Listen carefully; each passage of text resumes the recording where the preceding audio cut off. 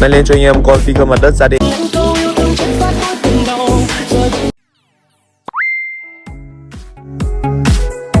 Hãy nhớ nha các bác, khi xem lại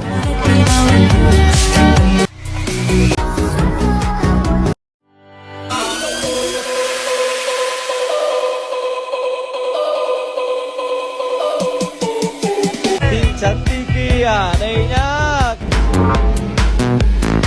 cao đang cực.